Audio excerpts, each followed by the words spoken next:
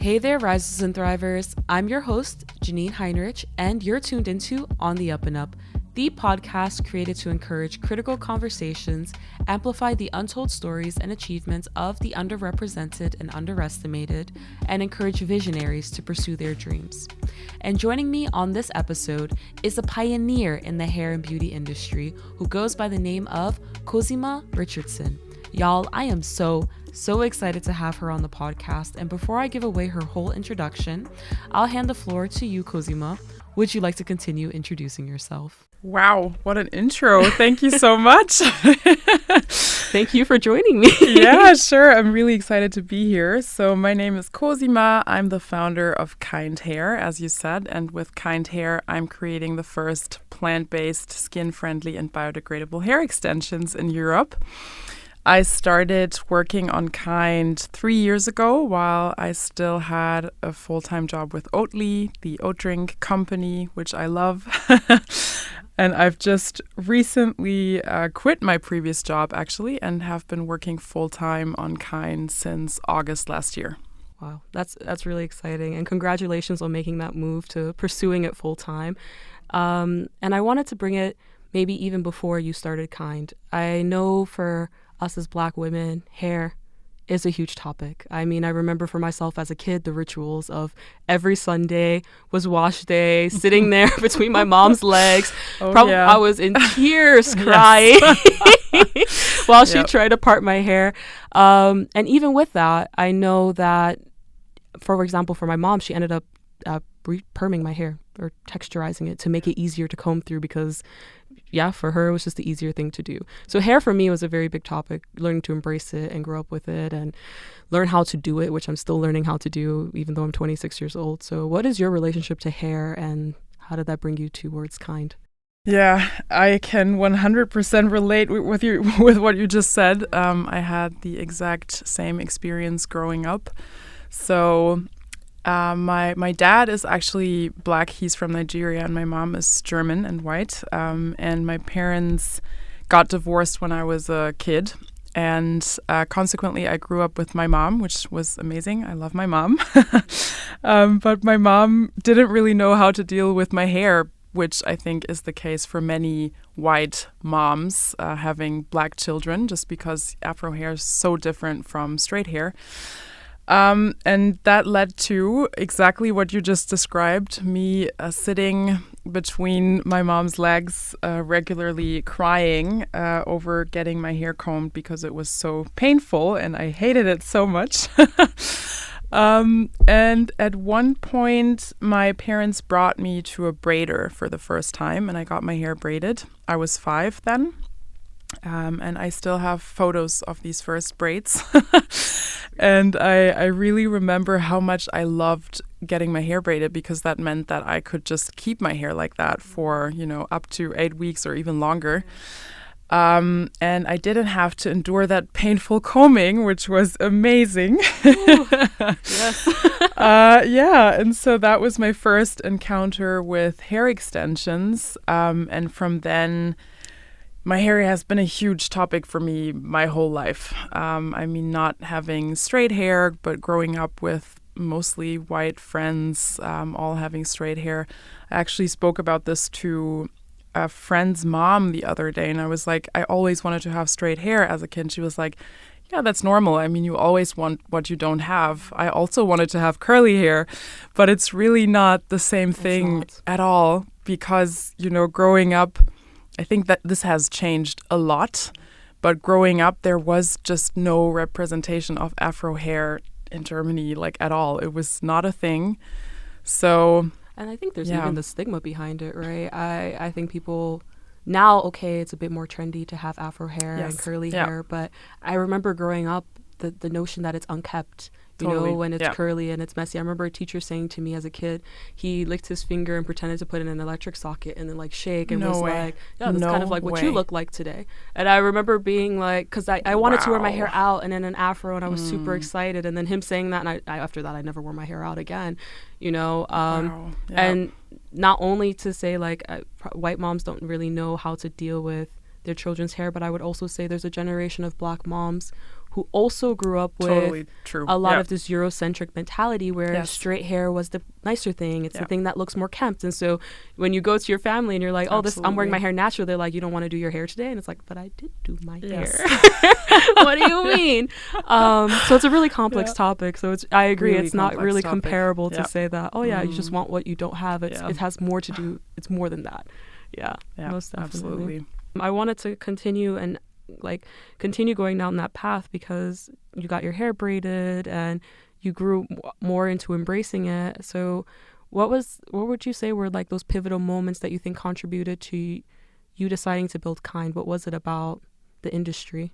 Yeah, so I've pretty much used hair extensions for most of my life, starting from when I was 5, and I tried all sorts of different things. But I never really wondered what the products were made of until one day I really started questioning, like, what is this stuff that I keep braiding on my head? Like that, I mean, I knew it was plastic, of course, but I didn't know anything beyond that. So I started digging into it, and I was really shocked when I found out that plastic synthetic hair is actually made of so-called monocrylic, which is a combination of 2 toxic carcinogenic chemicals. When you say monocrylic, do you mean like the same like acrylic that's in like nail powder? Yes, correct. That's toxic. Yes, it is. I'm looking at my nails right now. Yes. What? Okay. Yeah. Then it's important to say that these 2 toxicants, or these 2 toxic chemicals, are polymerized into a new polymer, which then has different properties. But still, when you heat that polymer, so when you heat monocrylic, for example, which most people do when they seal the ends, for example, that can actually release toxic fumes that can lead to asthma, for example. Okay. Is asthma the correct word in English? Yeah. Asthma, okay. Yeah. So we don't know nearly enough about what these products can cause in our body, because, this is not just like wearing a jacket or a boot or whatever. You wear this like nonstop on your head for consecutive amount of weeks. Exactly. Yeah. So you wear this for weeks and you work out with it. You might go to the sauna with it. So, it's actually sweating, exactly. You're sweating all of that stuff. You're sleeping on it. So, and obviously that causes some of the plastic to turn into microplastic, for example. And we just don't know enough about what this might do to our bodies. Yeah. And 2 questions around that. First, you said that you were kind of curious what the products were made from. Did it come from an experience of having a reaction to the hair? Because I know some people, for example, suffer from like itchy scalp and stuff like that. Or what was that for you? Yes, I do suffer from itchy scalp. Yeah. It's not that bad, I would say, as I know it is for other people. I mean, I've so many women, when I tell them what I work on, tell me like, oh my God, that's so amazing. I got braids the other day, and the morning after I woke up and I had a rash on my whole like upper body. I didn't have anything of that, luckily, anything like that, luckily, but still, I did react to it. And also, for me, it was also mainly about sustainability, because I have been working for sustainable brands. It's just been a huge interest of mine to live as sustainably as I can, and constantly using these products and then throwing it away time and time again. True. Because that big old bag of like exactly, yes, just the amount of hair is crazy. It's true. So that was the 2 main factors for me, was the skin reactions, of course, but then also sustainability. Gotcha. So I think for me, what's shocking, I mean, I've known you for a while now and I've heard your pitch in the past, but I think it still shocks me every single time you talk about the toxicities within these products, right? Yeah. And knowing, I mean, for me, if I think back, I'm like, I would love to do a blood test to find out how much toxins are in me actually at this point, because I'm thinking back to the amount of times that I've put extensions in, even the braids that I currently have in right now, which have been in for 2 months. I don't even want to know. Part of me is a little bit scared to find out. And I wanted to explore that a bit because it's also disproportionate towards Black women, right? Correct. when it relates Yes. to our products. Yeah. Would you unpack that a bit? Exactly. So it's not just Black women, actually, it's people of color in general. So there are studies that show that cosmetics and beauty products for people of color in general contain higher amounts of toxins or just more toxins in general. And that is partly because people of color use different products, firstly. So, I mean, a lot of Black women, and so have both of us as well, as you just said, we've used relaxers, right, to straighten our hair, which is this straightening cream that's extremely aggressive. And so now we know that using these relaxers for 10 years, for example, extremely increases your risk of breast cancer. Then it's also, I mean, a lot of people of color use bleaching creams still. So a lot of these products that you use to fit or to adapt to a certain beauty standard. But then it's also regular products like lipsticks or other things that, contain these higher amounts of toxins. So there are studies that show that Black cosmetologists, for example, have higher levels of these exact toxins in their bodies. Okay. So in their urine or in their blood compared to white cosmetologists. So researchers are very certain that this has an impact on our bodies. There's definitely correlation. Definitely correlation, yes. And then also Black women suffer more often from specific hormone-related diseases, for example, like uterine fibroids or ovarian cancer. So, yes. I think that's bringing a lot to light in my mind because I know actually quite a few women of color who have fibroids. Yep. So do I. Yeah. And it's never crossed my mind, the correlation. I always wondered why they had it, and I just figured it's life when it happens with age. But to be thinking, okay, it actually could be the products that we've all been using for so many years. Yes. And the thought and the question that comes to my mind is, why are these products even allowed on the market? Yeah, if I could answer that question. It's just a lack of regulation. And I think, unfortunately, it also always takes time to figure these things out, right? I mean, with relaxers, for example, I think we could have known in the past that putting lye on your head is not healthy at all, but still then it took years to have clinical studies around it and to prove that it's actually a risk. Unfortunately, I think that's how the industry works, is there has to be a concrete proof, and that means people who are sick to actually force the regulations around it, which is terrible. It is terrible because it's waiting for something to happen to react rather than being more proactive in creating a solution. I think also on the flip side of that, because now I'm relating it back to my personal experience and journey, it's like I went back to the creamy crack recently. I have to admit. I know. No, you did not. know. I did. I used the texturizer because I just couldn't. I know, and it's terrible. I just couldn't. And I run into this problem over and over again where I'm like between work and life and everything else and not really truly understanding how to do my hair. Yes, yeah. And honestly, I think that's the critical part. I don't really know how to do my hair.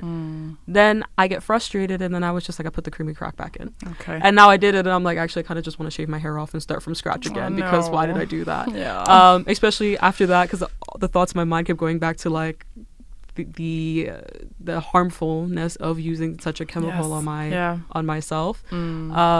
So I really do think it is such a tough. It's a tough industry because it's not just a product; it's personal. It is. Well. Yeah. And that's where I wanted to kind of go to the market. Should we maybe just explain to the listeners what creamy crack is? True. To make sure no one thinks we're drug addicts. True. Let me. It's not crack, y'all. Yes. Would you like to explain it to them? Yeah. So creamy crack is just another way of referring to relaxers, which is that straightening cream that I just spoke about. So, yeah, it's a really aggressive chemical that you put on your head, and it straightens your hair permanently. and it burns. It's really bad for your scalp. It's not good for you. And yes, it's definitely not good for you. No. But no, I mean, no judgment. I totally get it. No, I was gonna say, I mean, I know it wasn't good, right? But I thought, to me, okay, if I do it within the 7-minute recommended time, I do it fast enough, so it doesn't really touch my scalp.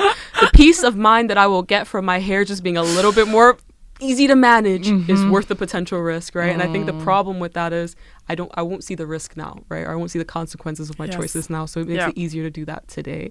I mean, that's the problem with so many things, right? It's the same with all our choices that ultimately lead to climate change. It's so many things that don't have this immediate consequence, but they're still anyways, I'm not judging. It's all good. It's okay. I'm open to the judgment. I had other friends who were like, "You did what?" And I'm like, listen. I had a weak day, okay? I had a weak moment and I lost. But yeah, that's what makes me want to go to a bit of the market with you, right? Yes. What has the market been like when you were coming up with Kynd? So initially, when you came up with the concept of it, what was the initial feedback that you were getting, and what were people telling you? Yeah. So when I started with Kynd, there were no alternative hair products or hair extensions products in Europe. So 100% of what was sold here was made from plastic. Oh, wow. And I think going to these Afro shops, which is where the majority of people actually buy their hair, these products still look like they did when I was a kid. So I feel like nothing has changed. There hasn't been any innovation in the past 25 years. Yeah. It's just like you keep buying the same products, for 25 years. So, and then I did some research because I thought that can't possibly be true. There has to be some kind of innovation in this field. And at the time, there were already a few startups actually working on this, and they are using banana stem fibers, which is an amazing product because it's super sustainable. So bananas only bear fruit once, actually, and then you cut off the stem, which is basically just a lot of big leaves, and that stem then usually rots or is burnt. So using that as, and turning it into a new product is an amazing idea. But I tried working on this myself, and I wasn't too happy with the result because to me it's super important to offer something that really resembles hair, resembles the texture of hair, the look of hair, the feeling of hair. And that's how I started digging into different research institutes. And was super lucky that I found the one that I work with now. And together we have developed a new type of hair fiber. Actually, that makes me realize now, maybe explaining a little bit more to listeners who may not understand what we're referring to when we're saying synthetic hair versus human hair. Would you mind just unpacking that a bit for the listeners? Sure. So synthetic hair is actually used a lot by Black people, especially Black women, to braid their hair into braids. And when I tell this to people, most people ask me, but why don't you just braid your own hair? Like, why do you need synthetic hair to do it? That's cute. Yes. That's cute. Yeah, that's because you can braid your own hair, of course, but it's never going to last as long and stay as beautiful as long, I would say.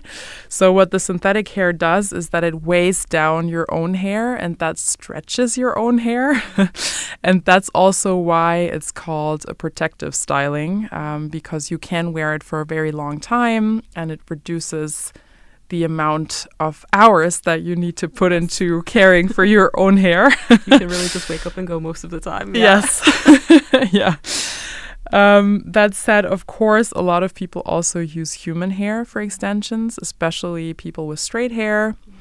But also a lot of Black women use human hair for hair extensions. Yeah. But I would also say, they're basically two separate markets, right? Because human hair is typically more expensive. Yes, it's a lot more expensive, which makes sense because it's from another human's body. I mean, That's true. Actually, that's something that I think we should also Yes. explain. It does actually come from other humans, but Yeah. also it's not always in the most ethical manner. Yeah, correct? exactly. The market is not at all regulated, Mm. and you never really know where the hair came from. You know, like, did that person actually gave it because they wanted to give it up, or was it stolen from them, or you never really know. It's a bit hard to tell. So there's a lot of ethical questions around using human hair. Yeah, definitely. And it's oftentimes coming from markets where people really need money or Yes. in a desperate situation. And Exactly. so, yeah, Yeah. it's not the most ethical. I think the thing for me that's really cool about Kynd Hair is, to me, I see it of it's like its own league of its own, right? Like you have synthetic hair,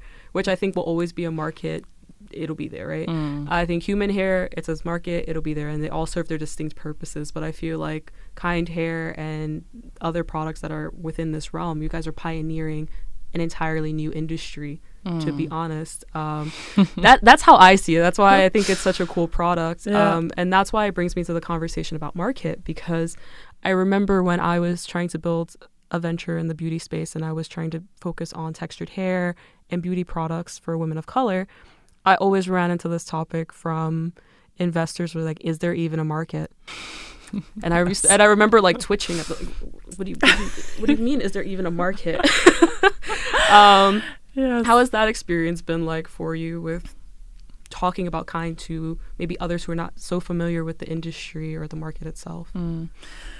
I would say it's actually been surprisingly good. Yeah. So yeah, I'm surprised myself. I mean, there are a lot of, people being like, "Oh, you wear extensions? I had no idea." Or like, but how do you know that braids aren't just a trend? Like, how do you know that it's not just gonna, like, no one's gonna wear braids anymore in 10 years? So yeah, but then again, like, I get that people ask these questions because why would they know? But I feel like once I explain, everyone is super interested.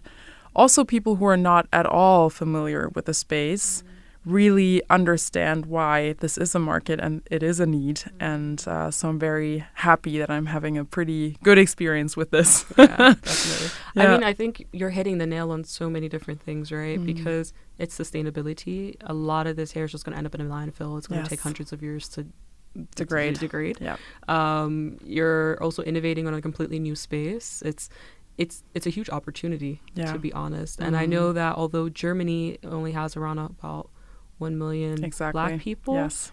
globally, It's a different huge. game. Yes. Yes. Off the top of your head, do you know by any chance like what the market size looks like on a larger scale? So it's a bit hard to say like globally, but what I do know is that the UN recently said that by the year 2050, they think 25% of the world population will be African. Oh, wild. Yes. 25%. 25%. Hey. It's a quarter. Yeah. Yes. Okay. Look at us. Yeah. Yep.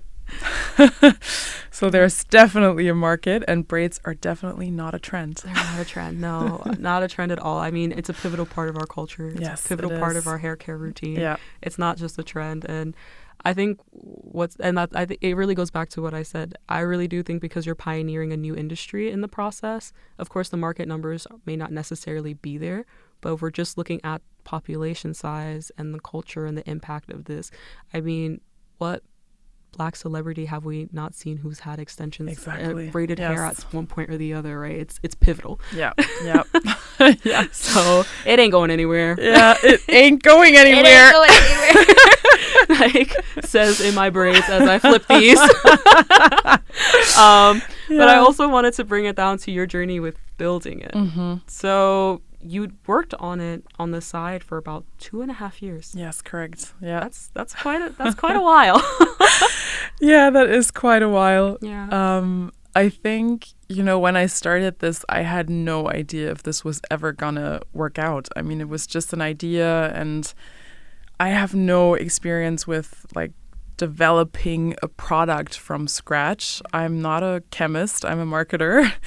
So when I initially started, it was more of, like, okay, let's work on this. Like, I started with working on it just 1 hour a day. So when I woke up, I the first thing I did was work on Kynd Hair for an hour. Oh, that's beautiful. Yeah. That's really nice. Like, you had a proper regimen. Yeah, exactly. And so in the beginning, it wasn't even this like stressful thing where I was like, okay, I want to, build this thing and then I want to quit my job. It was more like, okay, let's just work on this a bit for a side and see where it takes me. And then after half a year, I was already like, wow, I've made some significant progress. I spoke to so many different experts in the field, spoke to so many different research institutes. I stood in the lab myself to work on the natural fiber back then. Yeah. And I really made some progress, and it became more and more realistic. But then the pivotal moment for me was really to get a grant last year. So last year I applied for this technology competition and won a significant grant that allowed me to finally fund the research around this new fiber that we had started to develop before. And that was what finally gave me that the courage to really, quit my job and start working on this full time. Yeah. Congratulations on that. Thank you very much. I'm thinking back to those initial days because I'm sure there's listeners who have an idea and are potentially feeling a bit daunted by how to even get started, right? I think you brought up a great point. You're a marketer by trade, and then now you're going on and trying to build something that requires an understanding of chemistry and understanding of product development. There's a lot of nuances to this that if you don't have experience in it, you might feel a bit daunted by where do I get the information. So what did that process look like for you? Like, I think it was cool that you had an hour every day that you put aside, but how did you kind of figure out what you need to know? Hey there, Risers and Thrivers. Before Cosima answers that question, I just wanted to pop in quickly to ask, what do you think of the conversation so far?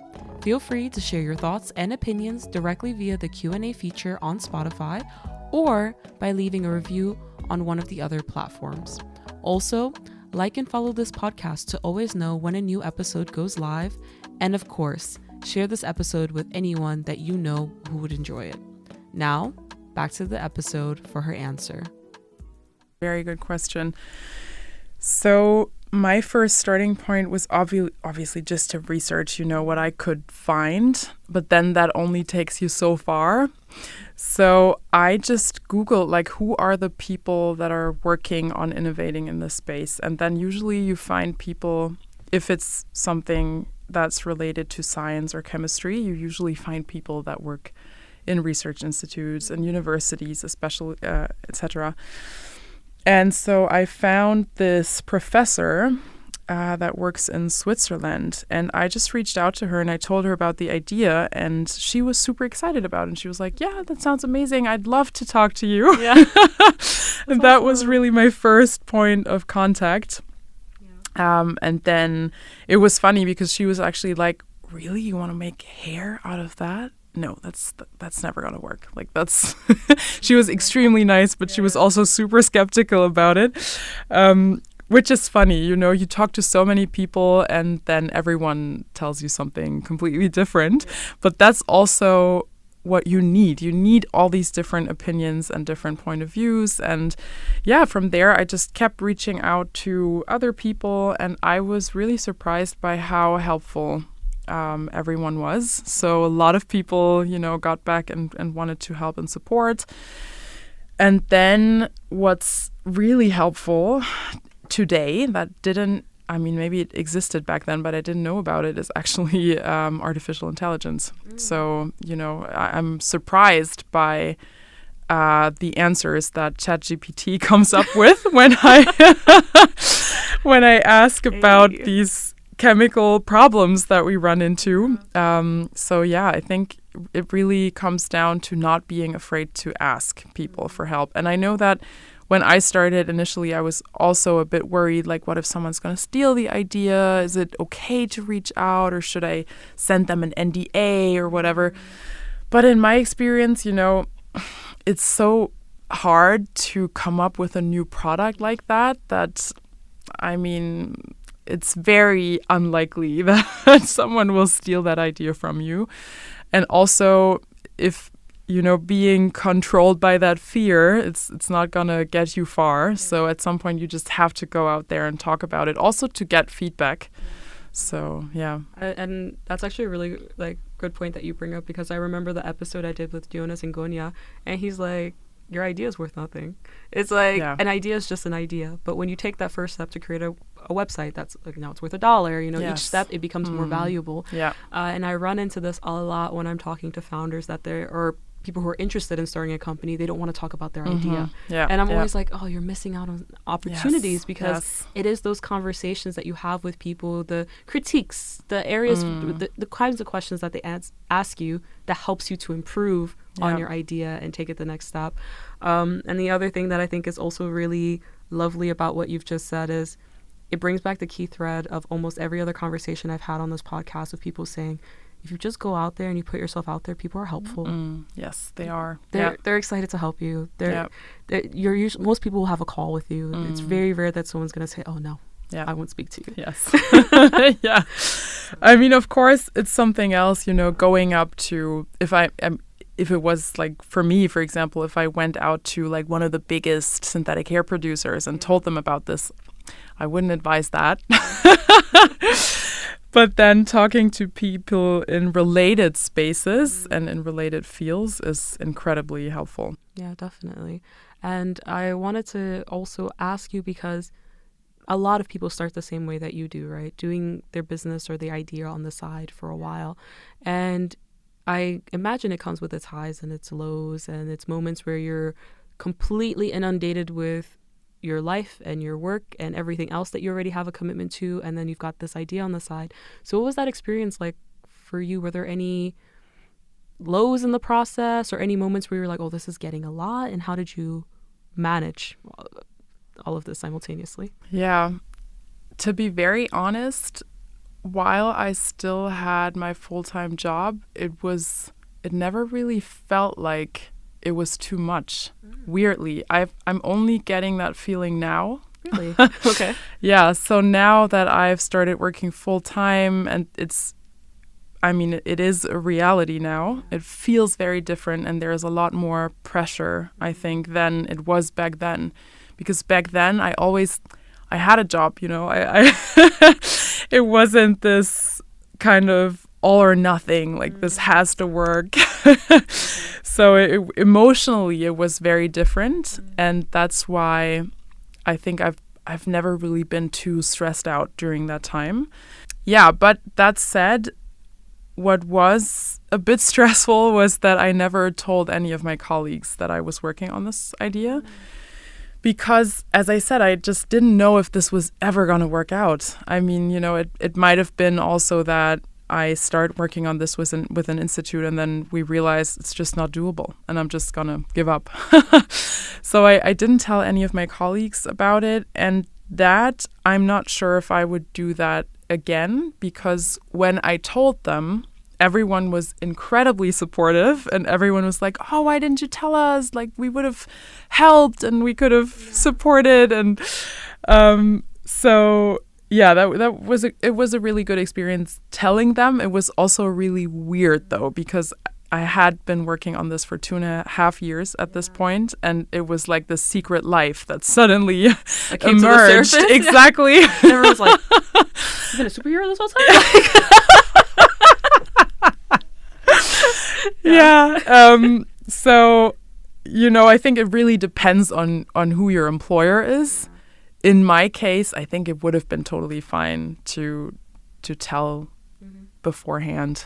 But you never know. So, yeah. Yeah, I think that part is pretty tricky. But it's quite interesting to think about the aspect of pressure now that you bring up, that you feel more pressure now that you have to make it work. And it's true, because now we all know we know what you're working on. Exactly. And then I'm sure you've got like a huge group of supporters in the back who are like, we can't wait. Like, what's going on? So I can imagine it's a bit stressful. Yeah, it is. It is. And I think it's not just that. I think it's also this whole topic of getting investors on board.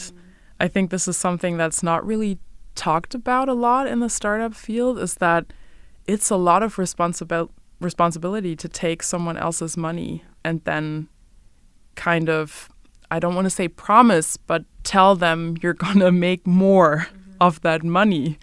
So it's not like, just failing on your own if you fail. It's really, there are people that trusted you, that thought you were capable of doing this, of bringing this to life.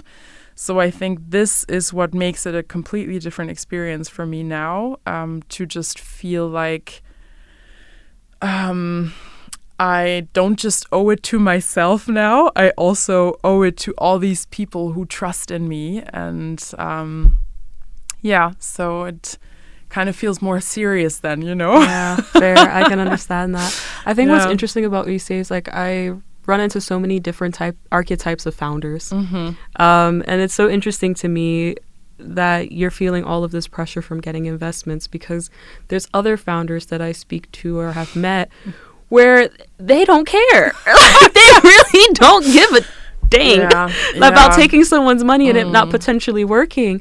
And I love that you have this sense of responsibility, right? At the same time, I've also, from the investors that I've spoken to, is because they believe in you, right? And even if it didn't work out at the end of the day, it's still okay because they're okay with it. Yeah. But I know that on a rational level, like, of course, like, they're investors. They know that 95% of startups fail. So I know that rationally, but still emotionally, I think it feels like a completely new phase now of just not doing this for only myself anymore, but it becomes more public.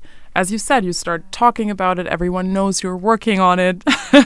So it feels very different than when I still worked on it on the side. And it was like, let's see if that's going to work out. So now it's actually working out. Just like, oh my God. Like big milestones are coming. And this brings me to the aspect of you being a solopreneur right now, right? Which is actually quite common. There's a lot of people are solopreneurs. So this aspect of having a co-founder is actually more rare most of the time. And I can imagine where all of that pressure is coming from for you and how you're feeling that way. So I wanted to ask, like, do you have any ways that you try to cope with the stress, or any ways that you're coping? Or any tools? So I think my most important coping person, I have to say, is my husband. That's sweet. But I mean, shout out to the husband. Yes.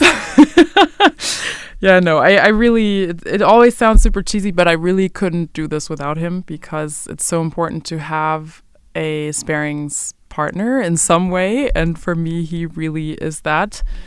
And also someone that you can be vulnerable with, right? And just openly talk about the worries also and the fears, because it's really, it's a stressful process.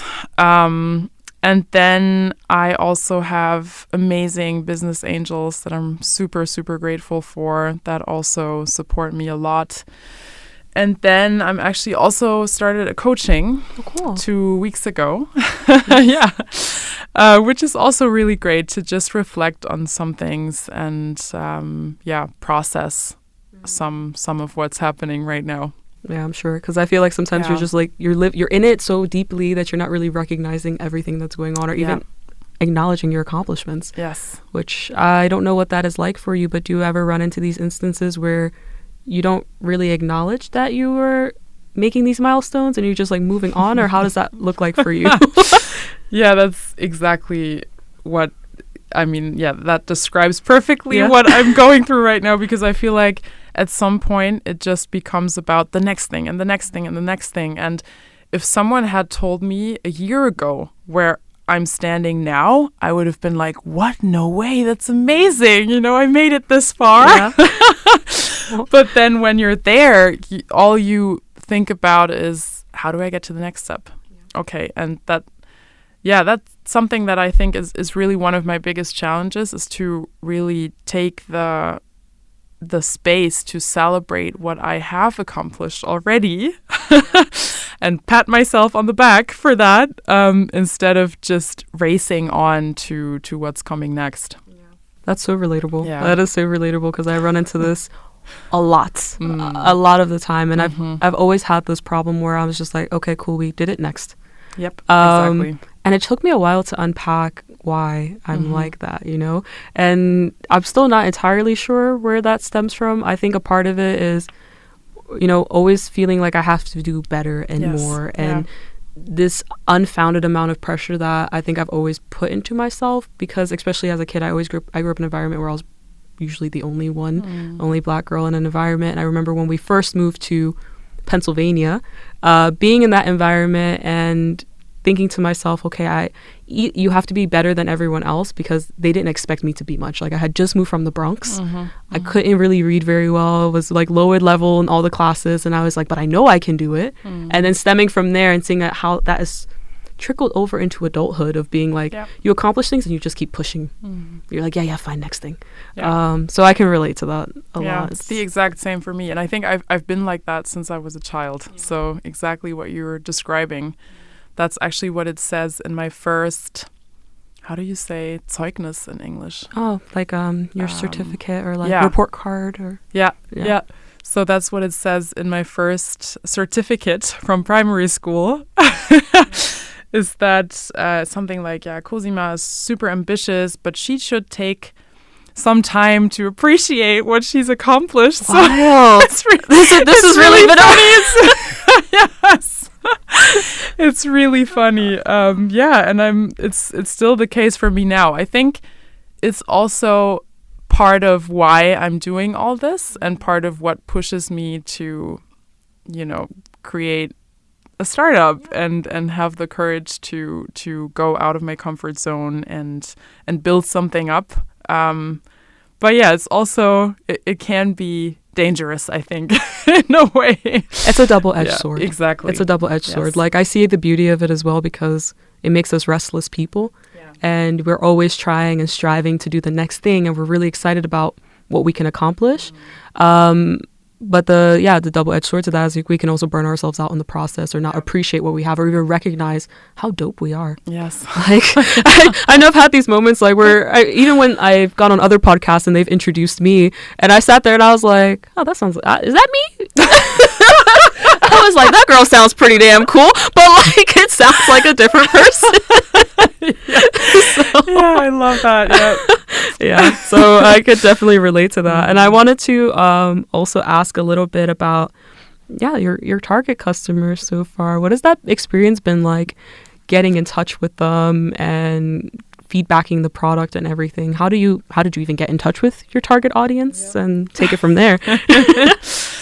Yeah, so I've actually only started actively building a community around Kynd Hair since autumn last year, because before that I was still with Oatly, right? And I hadn't told anyone for a long time. So, but then last year I participated at IDEA, which is, I was there. I yes, saw. yes, she killed that pitch. Yeah, which is the first pitch competition for Afro-German founders. And that was really amazing for me. That was the perfect kickstart to talking about the project openly, because the feedback was literally overwhelming. Like, I did my pitch, and then during the break, I think there was a line of people standing there waiting to talk to me, just to tell me that they loved the idea. I was sitting in the audience, and as you were pitching, I literally was watching people pull out their phones to like write it down, and like, especially once I think at the end of it you had like the contact form or whatever it was. I remember everyone just being like, yeah, we need this. Yeah, so that was the best feeling ever and made me so happy. I think one of the best moments actually of last year was this little girl who came up to me, and she was maybe like 10, I would say. And she walked up to me and she was like, "You did such an amazing job. I love your product. You're so amazing." And that really was so moving to me. So yeah, that was beautiful. And that showed me that, okay, there is a demand, which 1,000% I kind of knew already, but yeah, still. But it's nice to get it confirmed again. Exactly. There is a demand and people really want this. People are waiting for this, which is absolutely amazing. And so, yeah, I've started, posting content on social, which I think, when you don't have investors yet, is the best way to grow the brand, is to really get yourself out there, talk about the product, film yourself, which that's yes. That's so hard to do. It is, yeah. I'm still getting over that feeling of it's so hard to do, but it also becomes fun at some point, I think. So so that's what I'm doing. And then I actually had my first photo shoot a few weeks ago, and I had 8 models, and they all wore Kynd Hair. So they were the first testers, aside from myself. And it was amazing because they were all really, really happy with the product. So all of them said they prefer Kynd Hair as opposed to plastic synthetic hair in terms of, the whole comfort of wearing the hair. All of them would recommend it. They were really, really happy with the product, and same for the braiders, which is super important as well, of course. For sure. They need to be able to work with it, because I know there's some synthetic hair brands, they tangle while you're trying to... Yes. It's a struggle. I mean, we had that same problem as well, actually. That's super hard to get rid of that tangling, but we're now finally at a stage where we've solved it. So, And really quickly, just to dive into this aspect of community building, because I know for me with this podcast, that's like one of those things where I am like, whoa. To me, I've never done it. It seems like it's challenging to do, to be honest. Challenging to also put yourself in the front, like we just said. I know like the amount of people who are like, you need to share more of your story and you need to be more in the face. So from maybe your experience, are there any best practices or anything that you've come across that works and what doesn't work? Yeah, I think what's super important is to make this a priority, first of all. So that means to really schedule time to actually do it. And for me, the way it works is that I really have to set aside 3 consecutive days where I produce and edit content. Because otherwise, when I try to, just squeeze it in somewhere, it just doesn't work. I really need that space. You need to be in the headspace. Exactly. I need the headspace to really get creative about it and come up with the ideas and write the copy and all of that.